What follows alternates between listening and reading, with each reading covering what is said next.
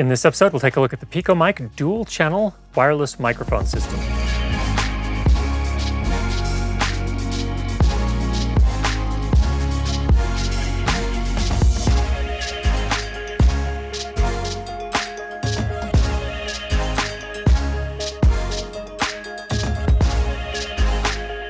Now, first of all, what does that mean, a dual-channel wireless microphone system? That means the kit comes with two microphones and a single receiver that can receive the signal from those two microphones. So this is a really kind of interesting new direction. This sort of fits in the kind of consumer, prosumer range. The kit costs about $450 US at the time of this review. And let's take you through a few things. First of all, a sample audio test. This is our audio test. You can see I'm wearing the microphone right here. You can see the blinking light as I move my hand in front of it, just mounted on my button placket.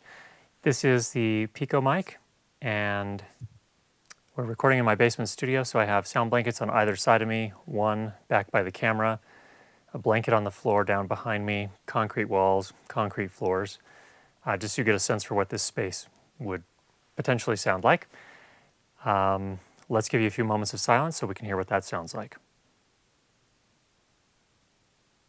We did a practical battery life test, and what I found was that we got about 18 hours and 47 minutes of powering time, which is absolutely astonishing. Now, this is for inbuilt batteries. You can see that the transmitter microphone is very, very tiny, and the receiver is actually relatively small as well. It's kind of a different shape from a lot of other receivers.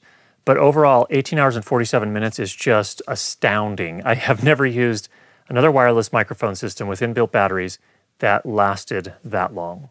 A lot of people new to wireless don't really understand the different types of wireless microphone systems. This is one that fits a little bit more in the consumer range because it uses the 2.4 gigahertz frequency range, which is the same place where Wi-Fi transmits information. So a lot of the professional systems actually work at lower frequencies, and you have to do a lot of work to kind of coordinate which wireless system to buy based on where you're going to be operating it. That is to say, which country you're going to be in. And so that can get really complicated. This is very simple because it uses the same frequency range as Wi-Fi, and that's basically kind of free reign pretty much in any country you go to. So you can use this without any sort of concern pretty much anywhere in the world. So how does it manage to not conflict with Wi-Fi? That is to say, kind of interfere with Wi-Fi or Wi-Fi interfere with it. What it does is active frequency hopping. So it's hopping all around to different frequencies within the 2.4 gigahertz range to actively stay out of the way of Wi-Fi so that you get nice clean audio. Now, another thing it does is it also automatically adjusts the power output of the transmitter, the signal that it's sending to the receiver, up to 50 milliwatts, which is actually very, very good for a prosumer wireless microphone system. Here are a couple distance tests. First of all, a brutal test outdoors where there's nothing for the RF signals to bounce off of, RF meaning radio frequency, wide open on top of a garage, and another one inside of an office where there were at least 8 different Wi-Fi networks detected. All right, we're going to do this outdoor test. This is the probably most difficult test for any wireless system.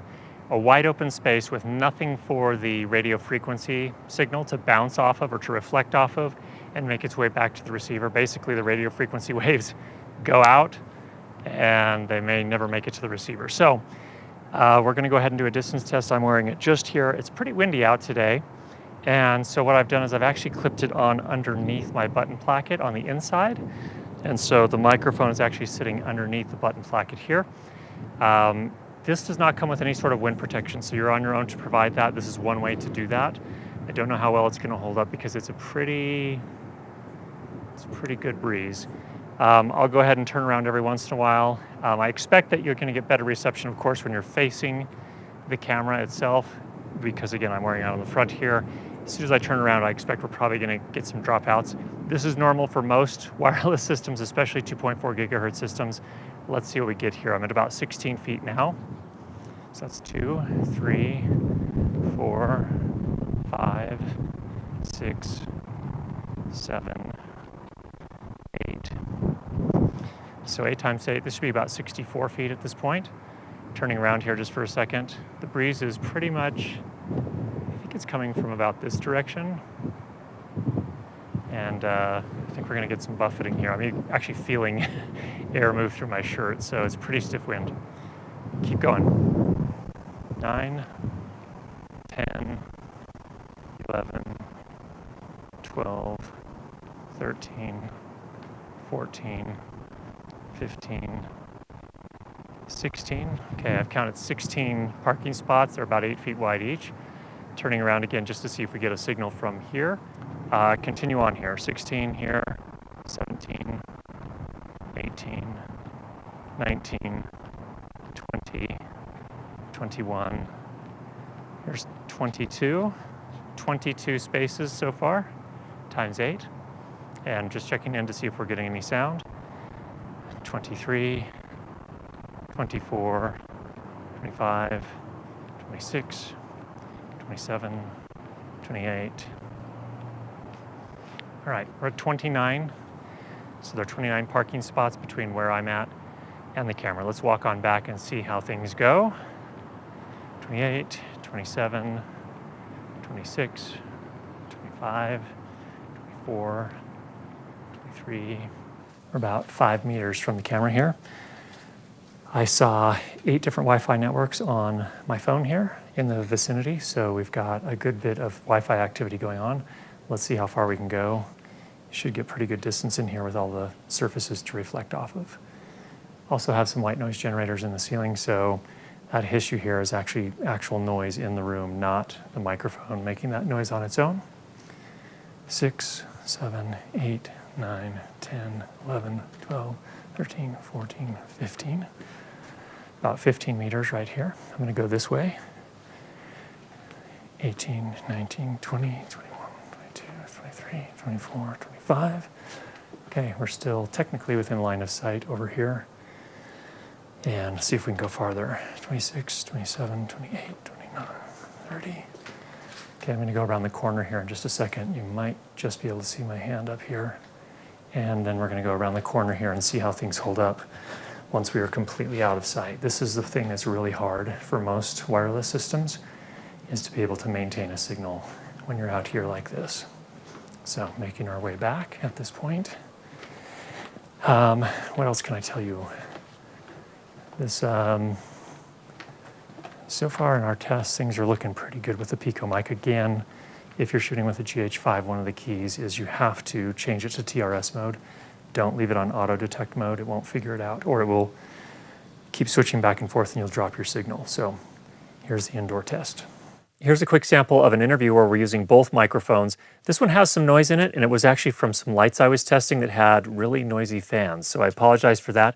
But something to keep in mind, as soon as you start using 2 microphones at the same time with 2 people in close proximity to each other, you will start to get some bleed from one microphone to the other. So that is to say, when I talk, the other person's microphone will also pick me up, and my microphone's picking me up, so you're going to get a little bit of bleed, and that can cause phase issues, and it'll sound a little hollow and odd.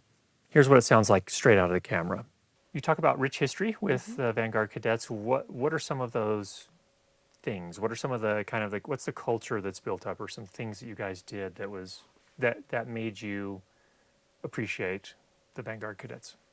A lot of the history has to do with tradition, and on my core jacket I even have the little tradition pin on the lapel, and that's often what we refer to as the Vanguard magic, so to speak. And then here's another sample where I actually in post mixed it, and in the portions where I'm talking I cut her microphone, and where she's talking I cut my microphone. You can see it sounds much better. You talk about rich history with the Vanguard cadets. What are some of those things? What are some of the kind of what's the culture that's built up, or some things that you guys did that made you appreciate the Vanguard cadets? A lot of the history has to do with tradition, and on my core jacket I even have the little tradition pin on the lapel, and that's often what we refer to as the Vanguard magic, so to speak. Really like the tiny little transmitter. It's easy to clip onto most clothing, with a few exceptions. What you typically do is you put the larger piece underneath the clothing and the small clip on the outside. The small clip is what contains the microphone itself. It can be a little tricky on t-shirts because when you place it up on the collar of the t-shirt, that's not really the optimal place in terms of just picking up the best sound, but you can make it work as well. The transmitter also has a limiter in it, and what that does is that if your sound source, your voice or whatever you're recording, suddenly gets very loud, with a digital recording system like this, you can get what's called digital clipping. It sounds distorted, sounds awful. Here's a quick limiter test because people really like to hear me scream. This is a test of the limiter on the PicoMic. Check, 1, 2, check, check, 1, 2, 3, 4, 5. Wow, I'm hearing a little bit of clipping here in the headphones. Let's see what we get in the recording. Check, 1, 2, check, check. Now you can see that's not the most effective limiter in the world. We are still getting some distortion. That indicates it's a digital limiter. It's not the best in the world, so you are still going to want to be careful about where you set your input gain. In this entire episode, we're recording with the PicoMic, which is sending its output signal into the microphone input on the Panasonic GH5. This is exactly what it sounds like. And one thing we did learn with the Panasonic GH5 in particular, and we've talked about this in other reviews, Panasonic GH5 has a very hot microphone input jack. That is to say, you can only reduce it to -12. And a lot of the other wireless systems send a signal into the camera that's a little too hot, and so you get a lot of clipping if you're not careful. The really nice thing about PicoMic is that it actually can handle the GH5. That is to say, you can reduce the output from the PicoMic so that it doesn't clip in the Panasonic GH5. There is one little trick I learned with the Panasonic GH5. It has a TRRS input. For those of you that don't know what that means, just follow the directions here and you'll be fine. But it's kind of auto-sensing, trying to figure out what you're plugging into it. And at the same time, the PicoMic is trying to automatically sense what you're plugging into. And the two of them kind of conflicted a little bit, so you would get these weird dropouts. But if you set the PicoMic with the following settings, it works beautifully. So first of all, you set the output mode to TRS. Then you set the camera input level to -12 dB. You turn off the limiter in the GH5. And you set the output level on the Pico stream, that is the receiver, to -32 dB. Then you adjust the input level for your microphone on the Pico stream until you're getting the peak somewhere around -12 to -6 dB max. You're all set to go once you've done that. In the outdoor test, you saw that we had some issues with wind. PicoMic tells me that they are working on a windshield for this particular kit. No plans in terms of release dates or anything of that nature, but what I did is I used a Rycoat overcover. Looked something like this, and that handled the wind very, very nicely. So first of all, let's talk about the pros. Number one, this is one of the few systems of which I'm aware that has 2 microphones and a dual channel receiver for $450 or less that operates in the 2.4 gigahertz frequency range. Now, yes, there are some less expensive dual channel systems out there. I'm not aware of any that use the 2.4 gigahertz frequency range. Most of the others use UHF or they use 5 gigahertz, and those each have their own kind of pros and cons. I think overall the sound quality is pretty good for what you're getting here. We did a practical noise floor test like we've done in lots of our other microphone and wireless reviews. And what we do is we record in my basement space here, which is actually a quiet, pretty quiet space. We then loudness normalize the dialogue until we get to -23 LUFS. And then we measure a silent portion, a portion where I'm not talking. And we use that measurement there. Normally I'm looking for this to be well under -60 dB. In this case, it came out at -64 dB RMS, and that's actually decent. It's not the best I've ever measured, but it's also very much usable. The transmitter with the built-in microphone is tiny, and it has this really interesting colored LED that indicates which channel it is, so it's very easy to figure out, okay, on the receiver, when I'm making changes, I can easily figure out who has which transmitter. In terms of distance, you can work with the transmitter away from the receiver. This actually did surprisingly well, much better than I expected. And they've really dialed in that frequency hopping technology and the ability to automatically adjust the output power from the transmitter. So did really, really well indoors especially, but it also did very respectably outdoors on top of a parking garage where there was nothing for those radio frequency signals to bounce off of. It does have a headphone jack. Now, there is a little bit of latency, but I think it's very much in the usable range because it is a digital wireless system. It takes some time for the microphone to capture the sound, convert it to digital, and then transmit it to the receiver.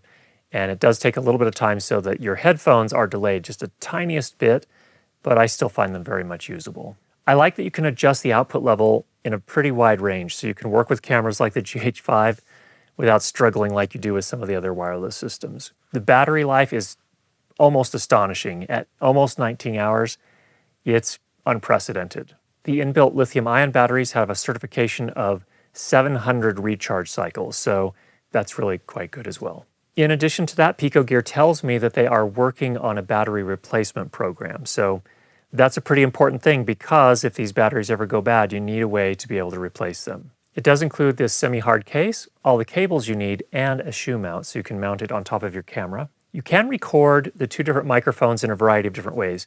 In most cases, you're going to be recording to a stereo microphone input on your camera. So that means you can record one microphone to the left channel, one to the right channel, and then in post, you have a lot more flexibility to independently mix those two microphones, clean them up just like we did in our interview segment. But if you are going to be immediately uploading your video as soon as you're done shooting, you can also send both microphones to both channels. That way, both microphones will play back on both speakers. The screen really wowed me the first time I saw it. It's large, it's easy to read, and the controls are easy to navigate as well. So I really like the way that that's all set up. It's much nicer than some of the other systems where all you have is a blinking LED and you don't really know how you can set things. This is a really, really nice user interface. Now, it can be a little bit difficult to see outdoors, but I really, really like the way they've laid it out. And the system comes with a 1-year warranty. Now, there are some cons. One of the first cons I think people are going to point out is those inbuilt lithium-ion batteries are not user replaceable. As I mentioned, PicoGear is working on a battery replacement program, but if you're the type of person that absolutely insists on having user replaceable batteries and using rechargeable nickel metal hydride batteries, AA's or whatever, this is not the system for you. Unlike the Wireless Go system from Rode, there is no 3.5mm jack on the transmitter microphone. So you're basically tied into using these transmitter microphones, but they're really small. So you'll have to decide for yourself whether that's going to work or not. I think this can be a good workable solution for a lot of situations. If you need to hide the lavalier microphone, you can do what we did in our test where you actually mount this underneath the button placket, underneath the outside of it. So it's completely hidden. It's small enough that that generally is going to work as well. But if you really, really want to have an external lavalier microphone, this just isn't the system for you. The inbuilt limiter on the microphone transmitter is digital, and it's not going to capture all those cases where suddenly the sound gets very loud. You will still clip and distort. And one last con, I guess, this new system is so popular that they're already sold out. So you're going to have to wait until at least September of 2019 to get your hands on a copy of these, but that's not too far off. So I know I'm going to get a question, well, is this better than the Wireless Go? Is this better than the Sennheiser xsw-d? Is it better than the DoD Connect? So on and so forth. Here are a couple of thoughts on that. Number one, if I'm comparing this to the Wireless Go and I'm going to be using the clip-on transmitter microphone, I actually prefer this system over the Wireless Go. Obviously, the big benefit is you can have two microphones into a single receiver. Cannot do that with the Wireless Go. Cannot do that with the Sennheiser xsw-d. Now, if you insist on having an external lavalier microphone, that's going to be up more between the Rode Wireless Go and the xsw-d from Sennheiser. We talked a little bit more about that comparison in our Rode Wireless Go review, which you can find up here in the corner. Another question I'm sure we'll get is how does this compare to DoD Connect, which is also a dual channel receiver wireless system? Well, first of all, there's a pretty big difference in price. This is $450 US. The DoD Connect is closer to $650, approaching $700. So there's a pretty big price difference, first of all. We're talking about a different kind of approach as well. So where these have these tiny little transmitters that you have to use on the body as the microphone as well, the DoD Connect actually has a body pack transmitter plus a lavalier microphone. So that's kind of a different use case. And in the case of DoD Connect, both the transmitters and the receiver are much larger. In terms of self-noise performance, the DoD Connect and this were pretty close to each other. Another question may come up, well, how does this compare to Rode Link? Well, Rode Link only has single-channel receivers, so it's not exactly a comparison. And if I'm going to be doing a professional location production sound mixing job, I'm probably going to rely on the Rode Link, just because I know what I'm getting and I have to hide those lavalier microphones. And so that's just my perspective. I think this is a great system for people that are okay with this little clip showing in most cases and are really looking for simplicity and something that can work very quickly and easily. So that's really the goal there. It's not as much for the working professional, obviously, where they're going to want to bury the lavalier microphone in lots of different places and need that flexibility.